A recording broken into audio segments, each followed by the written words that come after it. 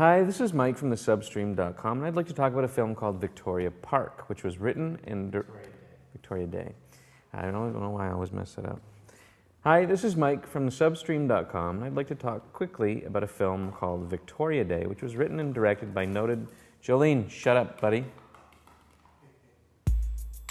Hi, this is Mike from thesubstream.com, and I'd like to talk for a moment, if I could, about a film called Victoria Day, which was written and directed by noted Canadian author David Bezmozgis. I hope I'm pronouncing that right. It's a smart, understated, coming-of-almost-age movie set in Toronto and North York in the late 80s, and it follows Ben, an intelligent, Bob Dylan-loving high school hockey star, as he watches his family and friends and hockey team deal with the sudden, inexplicable disappearance of another student.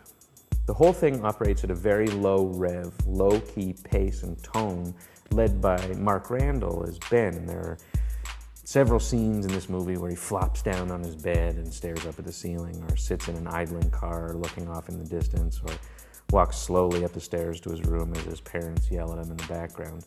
And the film is buoyed by Ben's two goofball friends, who are quite entertaining, and the fact that Bezmozgis has included a whole bunch of really interesting period detail. I'm not talking about the kind of stuff like acid wash jeans or Cyndi Lauper or Duran Duran or anything like that.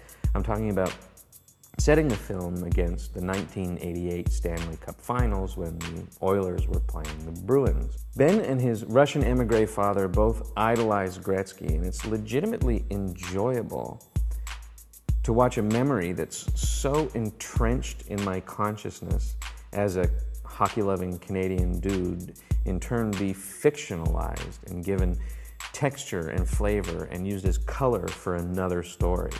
It's the kind of thing that must happen all the time to people that live in America, where they have their shared collective memories turned into fiction and put on the screen all the time.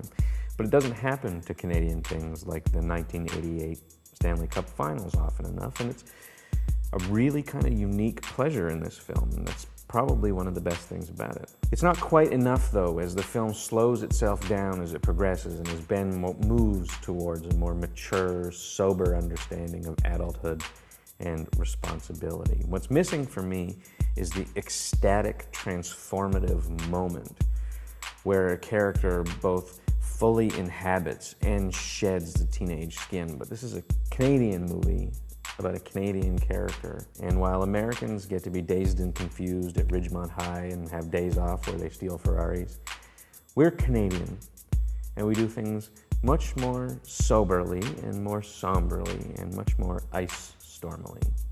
Technically, the film is rock solid.